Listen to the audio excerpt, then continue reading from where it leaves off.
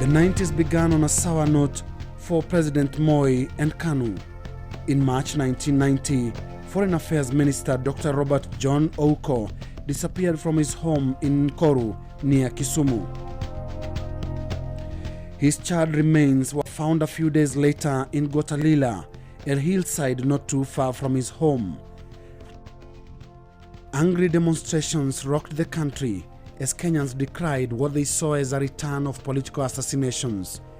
Eager to keep his name clean, Moi invited the British Scotland Yard to investigate Ouko's death. Moi's confidants, Energy Minister Nicholas Biwott and Office of the President PS Hezekiah Oyugi were briefly held over Ouko's death and released. A judicial commission of inquiry headed by Justice Ivan Gisheru was dismissed before it completed its work. To date, no one knows who killed Robert Ouko. In the same year, another suspicious death was to rock Moi's regime. Defying a death threat by Cabinet Minister Peter Okondo, the fiercely vocal Anglican Bishop Alexander Muge traveled to Busia and, just as warned by Okondo, did not leave alive. Muge was killed in a road accident in Tarbo, but many believe it was an assassination. On the political front, Moi was facing open defiance from an increasingly bold pro-reforms movement whose numbers were boosted by the arrival of former KANU diehards such as Kenneth Stanley Njindo Matiba and Charles Rubia. On the 7th of July 1990, riots erupted in Nairobi when pro-democracy activists attempted to hold a rally in defiance of a government ban. Many people were arrested in the heavy-handed crackdown that followed. Subsequent protests became larger in scale and determined in spirit. And Moi, who was once described by the late Oginga Odinga as a giraffe that can see far, came to the realization that multipartyism was an unstoppable cause. One good trait about Moi was that when agitation reached its peak, he would listen to the people and change direction, even if not completely. And when I say that, is that if you remember 91 December, the KANU sycophants was still saying that the country should not go to multi-party. But Moi read the signs of the time, and he's the one who told his KANU delegates conference that it is time and we must change the country to multi-party. International politics changed after the collapse of the Bahrain War. International politics changed. Now, Eastern Europe had been liberated from communist dictatorships. So the West had won, and they had to use that momentum now to bring in democracy in the rest of the world, Africa included. So it was, we have won the East, then we have to win to restore democracy also in Africa. So they became very aggressive. So for the first time, civil society had become a very, very special instrument for change. So now that civil society movement were now to be introduced or developed in Africa. And that's what triggered a lot of multi-party debate in Africa, and the push for change, even in our own country. It could know that sometimes people are not very friendly, but still he would insist on trying to show them that, he is on the right, or the country is on the right track.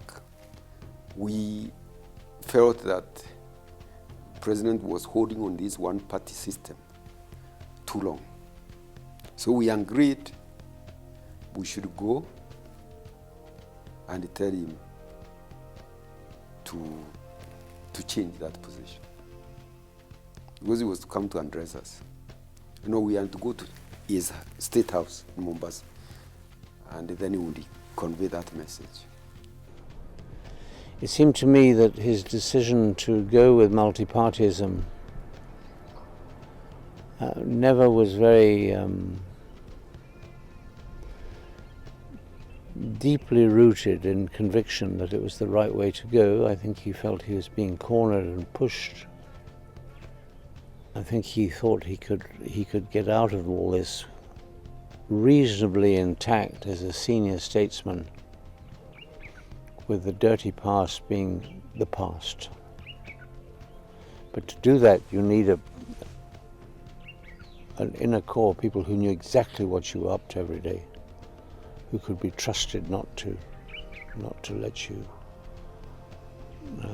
And he had a paranoia about certain people, absolute paranoia about certain people. It is the transition to multipartyism that brought out the best in Moi's survival instincts. Much of the country, particularly across major towns, were firmly against Moi and KANU, but Moi survived the 1992 election because the divided opposition fielded many candidates and split its own vote. Those who will secure 20 or 30 members and others 10 or 5 will be in the opposition on the opposition bench to criticize the government. The Moi government never recognized opposition even after the constitution was changed. So he comes to Geshogo and I go to meet him because I was opposition, but he was my president. So I availed myself at the constituency and I was refused a chance to address the meeting. So I walked out of the meeting. Then the second time he comes to my district, that was 1998. The Geshogo incident was 1997. I go to Kerugoya to meet him. All the other MPs boycotted. We were all opposition. It was a DP zone, if you like. But I said I'm going to meet him. He's the president. So I went and waited for him at Kerugoya Girls. They were very happy that I had come to meet them. Then we go to the meeting. And once again, I am denied the chance to address the meeting. Yet, he has given a chance to the KANU chairman of the day to insult the opposition to which I belong. I actually told him personally, he was seated 2 seats away from me, and I told him he cannot allow his KANU chairman to insult my party and, by extension, me. He dissociated himself with those remarks, and then I told him, then you must give me a chance to refute what he has said. He didn't. He was called to speak without giving me a chance. And I walked out of his meeting, but not before greeting him with a DP salute, just to affirm that I'm very much within my party. And it was a way of protesting, a way of reasserting myself. Because if I allowed the then KANU president and his government to come and overrun me and the opposition in my home county, then how are we going to be able to tell the people that we are legitimate and to even campaign to be re-elected? We needed to show that the law is superior to even the president. Nobody is above the law, not even the president.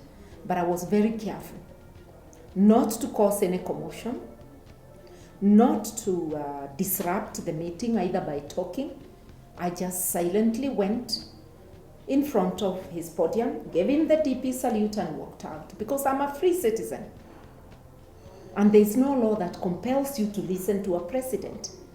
We listen out of respect, and respect is mutual. Early 90s, the issue of multi-party came in. He really wanted a team of young men to come up and revamp the youth wing of KANU. So when we discussed with a few friends, we said, no, we can't do it his style. What we need are a few people who are able, young men who are in business. See if we can mobilize young men in this country, because KANU youth then was associated with those boys with dark trousers and red shirts, most of them torn. We really wanted the party to get some kind of fresh blood. So we sat a team of us, visited him, and he told us how difficult it was. If you remember that time, ministers were not flying flags, they were hiding, the opposition was too strong. And we said, what is it? Let's take on these guys. And we took them on. as a team. We started a team of 23 young men, business people. Mohammed Ahmed is now a director at Fly 540. Sam Nyamwea, who is now KFF. And a few others, Gerald Bomet. We were many, about 23 of us. Ruto was a young man at the school, the university. Ruto actually worked with mostly with Julia Ojambo. And when he realized that we were moving, he was just a student who used to go and see Julia Ojambo to help and do what. So he decided to come along with us. So he was basically a young man we sent around to go and do this, go and do that. And then thereafter, he stuck around and looked for an opportunity to do some business. I gave him the first business he tried to do, to deliver some T-shirts for Kanu. And I gave him an LPO for 1.2 million shillings. And then from then, he started from there. I was very careful not to cause any commotion, not to disrupt the meeting either by talking. I just silently went in front of his podium, gave him the DP salute and walked out, because I'm a free citizen. And there's no law that compels you to listen to a president. We listen out of respect, and respect is mutual. If I cannot be given a chance to speak, then I had no business listening to him myself. So I left the meeting to make that statement. And that, my leaving the meeting, my walking out, because people started walking out, the police had to lock the gate to prevent a walkout from the stadium. From that incident in Kerugoya, which was my second walkout, President Moi never again denied opposition a chance to speak. But the 90s were a tough time for Moi on both the diplomatic and the financial front. His cash-strapped, corruption-ridden government was no longer viewed favorably in Western capitals, and donors were turning off their taps. He felt that I had had a lot to do with causing the country some of its problems, in that I had been active in Safina with other leaders of the opposition in persuading the capitals, and Western capitals in particular, but also the World Bank and others, to take a fresh look at Kenya and maybe turn off the aid.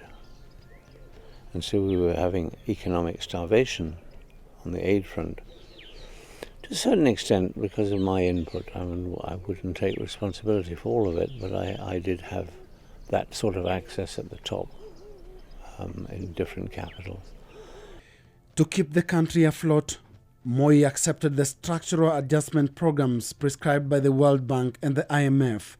And to demonstrate his commitment, Moi drafted in the globally recognized wildlife conservation champion Richard Leakey to head the civil service that now included technocrats from the private sector, who were dubbed as the Dream Team. We seeded a lot of ideas in the public service. We seeded a lot of ideas in the international community. And we began to get a pride in integrity again in the civil service that hadn't been there for a long, long time, and the efficiency. And people were writing to us constantly about being able to get their death certificates and marriage certificates on time and not having to pay bribes, and going to places like immigration and getting service. You know, I used to go, as did all the Dream Team, to visit departments without warning, just turn up, and they would want to show me up to the top floor to see the PIO, and I'd say, no, I want to go to the counter. And so I'd go down below and say to people in the queue, you know, are you getting service, or how long have you been? My observation of them is that they worked very well. The problem is, Moi is a very strong personality. Richard is a very strong personality. So if they were going to disagree on something, neither of them would actually back down. He was very, very supportive for the first year. And his ministers were told to like at KWS, to leave me alone, and that there was to be no interference. that I would deal with him and they would deal with me, but there was no intermediaries. The briefcase contractor was banned from Office of the President. I never saw any of them at all in my office. But the team could not survive for long because of its own attempt to touch corruption, which was KANU's equivalent of the biblical fruit in the center of the Garden of Eden. We had planned to arrest, or at least indict, 11 cabinet ministers on corruption charges. And the president said no, there's too many. And so I said, well, we have to, they all same situation. And that's when it was recommended that some maneuver take place with the backing of the Attorney General to challenge the anti-corruption legislation in the Constitutional Court. And that was clearly an inside job. One of my most difficult times was when it became absolutely clear that both Liki and Moi had decided they were not working properly together, and Richard offered to leave. That was difficult because Richard is a friend. The President's view was the ministers were essential to his survival because of the balance of power. The support of the country required there be ministers from each part of the country who backed him. And when I went with Ringera to State House and said that I thought that these people should be charged on the evidence of these files which I had with me, the President said, after looking at the files for a couple of days when I went back to him, he just said, I can't do that. This is not how African countries work. And if you force me into this one, I have no political support left. One of the things that had just happened when Richard left was that, you remember the saga of CASA and the courts and so on, and I think Richard just gave up on that. It was very difficult. But we did have I think a genuine intellectual difference of approach. And he said didn't understand Africa, and I said, I don't think it's a question of understanding Africa or Africans. It's a question of governance in the modern age, and international support and financing and economic opportunities and confidence building in the international arena and things of that kind, which required, to me, an approach more like that which I was recommending. With the dream team gone and the war on corruption lost, Moi shifted his energies to managing the oncoming transition. His final 5 of the 24-year term was coming to an end in 2002, and Moi stormed the political scene with schemes to perpetuate KANU's rule beyond his term. As part of this scheme, Moi did the unthinkable, forging an alliance with Raila Odinga, a bitter opponent he had detained for 8 years. That cooperation yielded results. Of course, at the tail end of it, I was appointed a minister for energy with the 2 of my other colleagues. We first agreed on cooperation, then we formed a partnership. And then after the partnership, then we merged the parties, NDP and KANU, into what became known as the new KANU. And I became the Secretary General of that party. The succession intrigues deepened when Moi engineered the resignation of nominated MP Makto.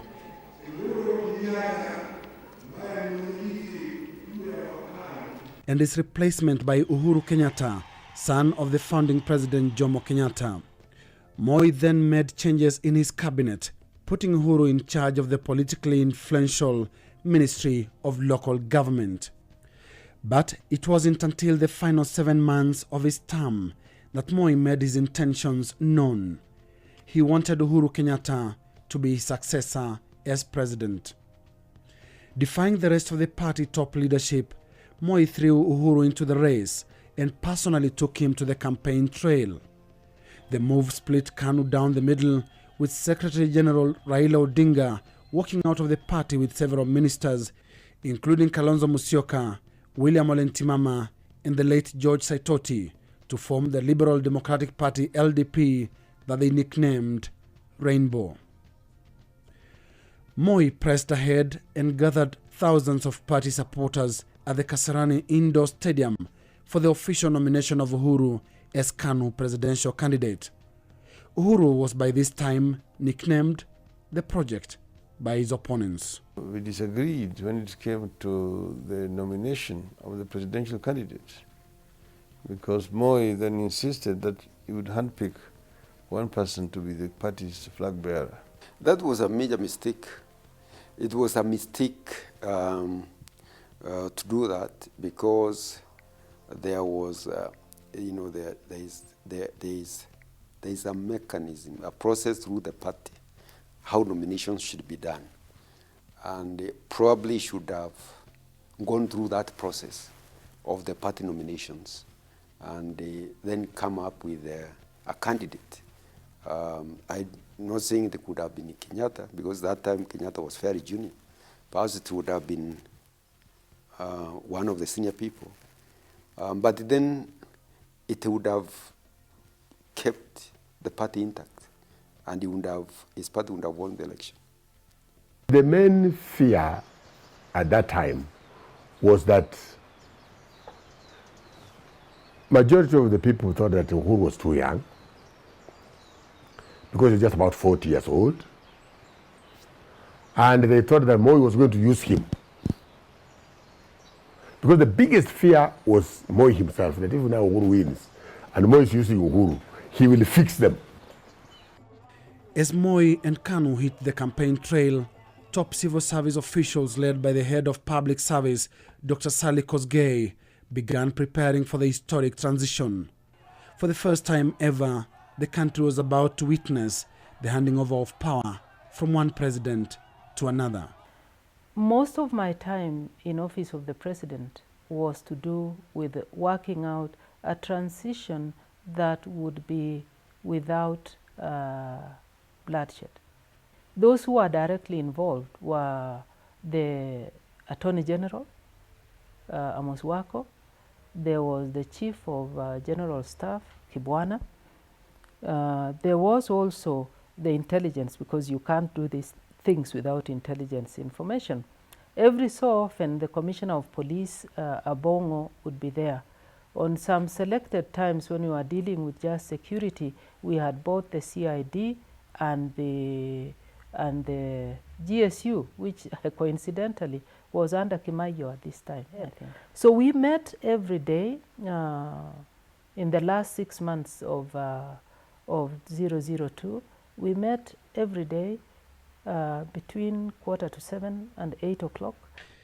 As a result of the many successes in his many years in politics, Daniel Toroitich Arap Moi chose a nickname, Professor of Politics. But the political Midas touch appeared to be escaping the king when it came to his succession plan. Uhuru was headed to a loss and KANU to imminent defeat. Uhuru has a big name of his father, Jomo Kenyatta, but they didn't know him. They have never seen him. And also it was a short time, didn't have time even to move around. So time limit was a big problem for Uhuru. The intelligence reports were quite clear, so we knew what we had to do. He was not ready to listen to anybody at that time, and he refused completely. People tried to tell him. Even his own Baringo people came, told him that, no, you see, you better either support Saitoti or even support Raila. He said, no, I'm supporting Uhuru. they stuck to him. And that's how it was. It was almost obvious, and they sent me to tell the boss, but I knew that intelligence was telling him, but they wanted this committee to tell him. And when he asked me, who told you?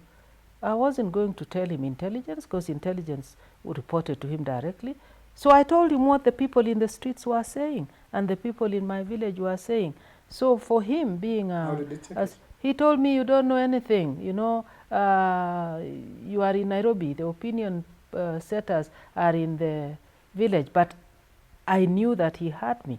And of course, if there was anybody who knew what was happening in the country, Moi knew. He was taking calls from DOs and chiefs from 3 o'clock in the morning. We were not telling him anything he didn't know. Didn't realize towards the end that people who were working under him were already fed up and wanted to move into another direction. I particularly feel that he managed his succession very poorly. He could have succeeded with his decision had he managed it well. But he took it upon himself, decided himself without consulting other people.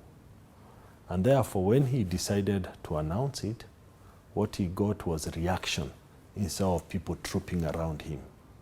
He could have achieved the same decision if he had made it all inclusive and brought those people around him. And because, as he rightfully said, he was a professor of politics, he didn't require any advice from anybody at that particular moment, it was bound to falter.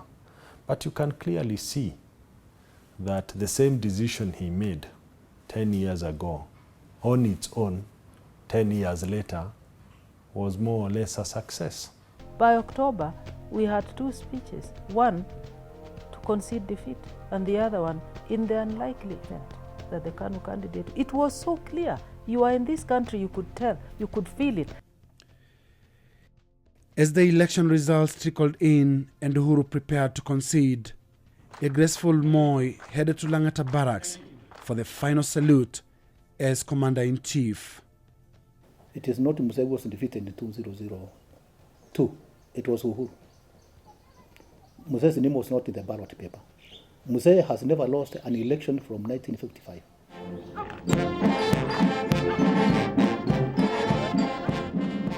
A bad miscalculation was the final act in the 24-year story of President Daniel Arap Moi. Supporters of the triumphant NAC coalition mistreated the old man on his last day in office during the chaotic handover ceremony. Moi had, however, never commented on the events of the handover ceremony or remarks made thereafter. He also let others to be judged in the contentious matter of his legacy. Look at the state of the roads when Moi left after 24 years. Look at the state of the education when Moi left. Look at the state of health when Moi left. Look at the state of the institutions when Moi left. There was no institution. Infrastructure. People talk about roads. When Moi took over, Nyali Bridge, it was a rickety pontoon with the assistance of Japan. He built that bridge, the best. Mutwapa, there was a ferry. He built a bridge. Kilifi, there was a ferry. He built that bridge. Sabaki River, he built that bridge. Nobody talks about it. Roads would be done, and sometimes at the spur of politics, not from a well-planned policy document. And because it's not factored in maintenance, when it starts tearing, it will go into a bad road and it will take many years to be done again. Now, when you look at some of the schemes, like the Nyayo bus, very well thought of, I mean, very good idea, but not well thought of. And therefore, when it hit the streets, it was very good. But when maintenance was required, it started collapsing. Same with hospitals that he came up with for each district. The greatest legacy Moi left to Kenya is in education. If you remember, it is during his time that many universities sprang up. Actually, I was one of those who were skeptical that he's starting too many of them too fast, without facilities. But when I look back now, the public universities with their regular and parallel programs have a combined student population of close to 200,000. The University of Nairobi, when I was a student there, the total population was 3,000. Where would all these people be? He had foresight. And then he outmaneuvers the people who thought that they were very clever politically. Wolves. Isn't that being a veritable professor of politics? And when they say you are a passing clown, you stay there for 24 years, 4 months, and 80 days to be precise.